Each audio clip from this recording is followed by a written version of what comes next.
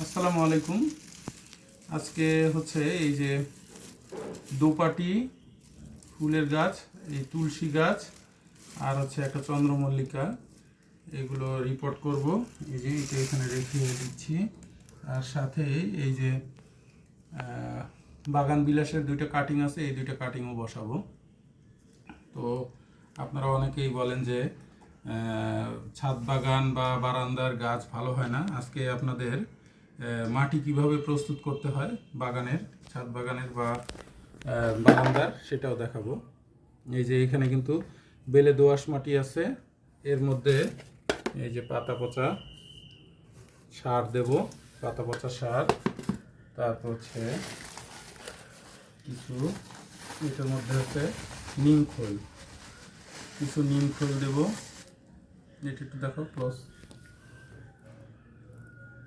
কিছু নিম খোল, এই যে এটা রেখে দিলাম। বেশি না, 2 মুঠ নিম খোল দেব, 2 মুঠ নিম খোল।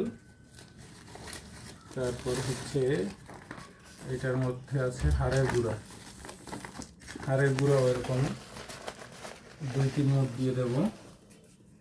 এই যে এইটা হাড়ের গুঁড়া, একটু দেখো হাড়ের গুঁড়াটা, আচ্ছা এটা হাড়ের গুঁড়া।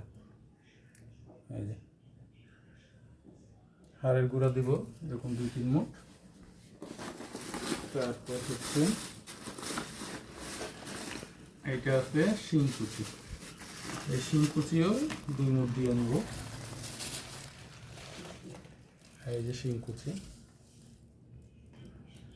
তো এইগুলো আমি অনলাইন থেকে কালেক্ট করেছি, আপনারাও এটা অনলাইন থেকে কালেক্ট করে নিতে পারবেন।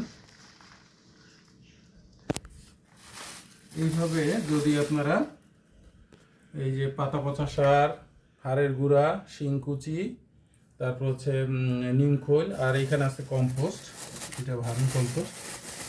এই যে ভার্মি কম্পোস্ট, এটা একটু দেখো, এই যে ভার্মি কম্পোস্ট, এইটাও দিয়ে নেব। এটাও হাফ কেজির মতো মিশিয়ে নেব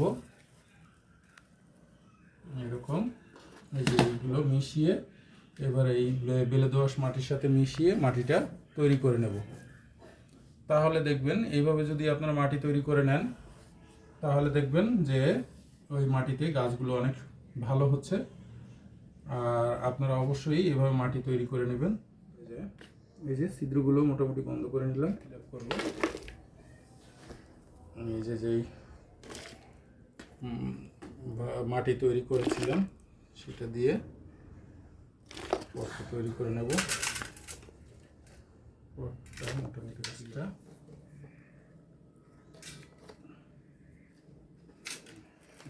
গাছটা বসিয়ে দিলাম, মোটামুটি হয়ে গেল।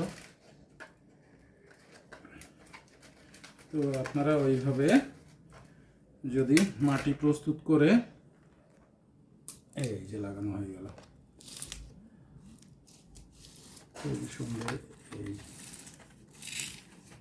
যদি হাড়ের গুঁড়া, শিংকুচি, ভার্মি কম্পোস্ট এবং হচ্ছে পাতা পচা সার, নিম খোল, এগুলোর সাথে বেলে দোআঁশ মাটি মিশিয়ে মাটি তৈরি করে লাগান, এরকম রিপোর্ট করেন, তাহলে দেখবেন আপনাদের গাছ খুবই সুন্দর হবে।